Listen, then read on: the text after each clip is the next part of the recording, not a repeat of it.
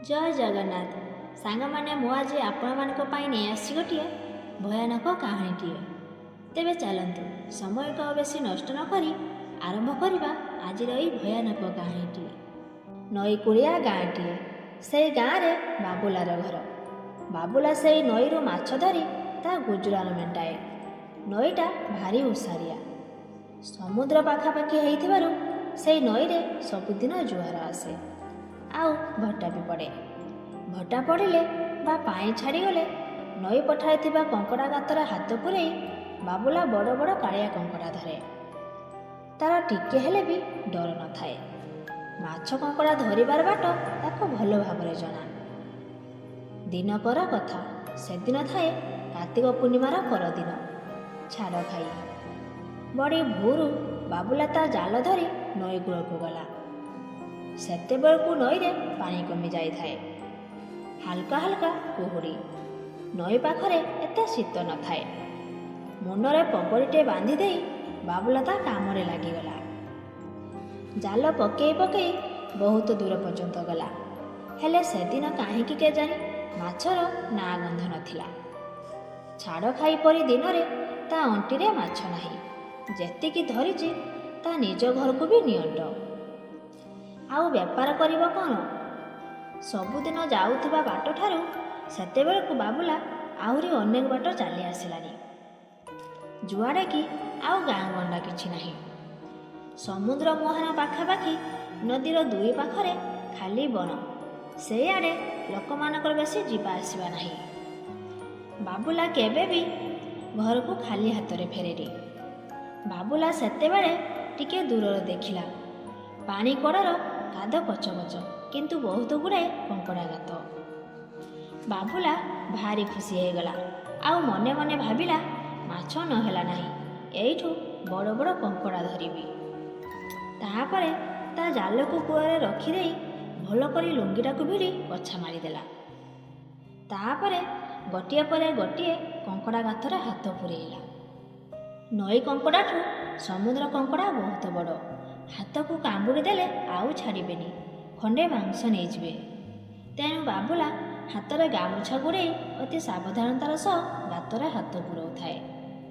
से गोटे गातरे हाथ पुराउथिले कंकड़ा माने अन्य गात देई बाहर को आसुथांती। बेले बेले बाबुला सेमानकु कष्ट करि धरुथाए तो पुणी किछि एक गातरू बाहरी अन्य गातरे पशि जाउथांती। बाबुला सेतेबेलकु गोटापणे कादुअरे बुड़ी सारलानी। किंतु जा हो भल बड़ बड़ कंकड़ा हाबुड़े पड़ुछंती। बजार रे माछ ठारू कंकड़ार दाम बेसी। तेणु बाबुला को कंकड़ा धरिबार नेशा लागी जाई थाए। सेतेबेलकु समय पाखापाखि 10टा हेलानी। आउ घंटाक भितरे जुआर माड़ी आसिबो। तेणु जहा धरिबो एई घंटाए भितरे। तापरे कंकड़ा गात गुड़िक जुआर पानी रे बुड़ी जिवो। आउ सेपटे जहा भी धरिछि ताकू बजार को नहीं जीवाकू हबो। नहेले माछ बिका समय गड़ी जिवो। ठीक यही समय रे बाबुलार नजर पड़िला गोटे बड़ कंकड़ा गात उपरे। से गात पाखु गला। आउ देखिला से गात कंकड़ा गातठू आहुरी बड़। से मने मने भाविला ये की गात एते ओसारिया लागुची। से पाखकू जाई भल भाबरे देखिला। हेले से गात भितरे किछि भी दिशु नथिला। बाबुलार कंकड़ा धरबाक तो निशा धरिछि। से हठात भाबी नेला से जहा भी हो एथिरे निश्चय कंकड़ा ही थिबे। आउ बहुत गुड़िए मिसिकी रहुथिबे। एइठी सबु कंकड़ा धरि नेले आउ हजारे गातरे हाथ पुरेबाकू पड़िबनी। ताहापरे बाबुला धीरे धीरे से गातरे हाथ पुरेइला। हेले किछि भी हाथरे बाजु न थाए। ताहापरे कहूनी जाए हाथ पुरेइला। हेले गोटे भी कंकड़ा हाथरे बाजु न थांती। ताहापरे बाबुला ता बाहु जाए से गात भीतर को हाथ पुरेई देला। तथापि किछि हाथरे बाजु न थाए। सेठू बाबुला निराश हेई से गातरू हाथ काढु थाए। हठात ता हाथ को किए जाबुड़ी धरिला। केही जीवजंतु परि नुह ठीक गोटे लुहार हाथ कड़ी परी हाथ को जाबुड़ी धरिला। बाबुला डरीगला। सेतेबेलकु बाबुला पूरा आंठेई पड़ी थाए। ଗୋଟିଏ ହାତ ତାର ବାହାରେ ଥାଏ। ସେ ଯେତେ ତା ହାତକୁ ବାହାରକୁ ଟାଣୁଥାଏ ସେତେ ତା ହାତକୁ ଭିତରକୁ କିଏ ଟାଣି ନେଉଥାଏ। ସେତେବେଳକୁ ବାବୁଲା ପୁରା ନିରୁପାୟ ହୋଇଯାଇଥାଏ। ଯେତେ ଚେଷ୍ଟା କଲେ ବି ତା ହାତ ଆଉ ବାହାରକୁ ଆସୁନଥାଏ। ସେତେବେଳେ ଧୀରେ ଧୀରେ ଜୁଆର ଆସିବାର ସମୟ ହେଲା। ଜୁଆର ଆସିବା ଆଗରୁ ଯଦି ସେ ହାତକୁ ବାହାରକୁ ନ ଆଣେ ତେବେ ଜୁଆର ତାକୁ ବୁଡ଼େଇ ନେବ। ବାବୁଲା ବହୁ ଜୋରରେ ଡରିଗଲା। ସେ ଧୀରେ ଧୀରେ ପାଣି ବଢ଼ିବାକୁ ଲାଗିଲା। ହେଲେ ବାବୁଲା ସେ ଗାତ ଭିତରୁ ଆଉ ହାତ କାଢ଼ି ପାରୁନଥିଲା। ସେ ଜୋରରେ ଡାକ ପକେଇଲା, କିଏ କେଉଁଠି ଅଛ, ମୋତେ ବଞ୍ଚାଅ। ହେଲେ ତା ଡାକ ଶୁଣିବାକୁ ଆଖପାଖରେ କେହି ବି ନଥିଲେ। ଆଉ କାହାରିକୁ ବି ତା ଆକୁଳ ଚିତ୍କାର ଶୁଭୁନଥିଲା।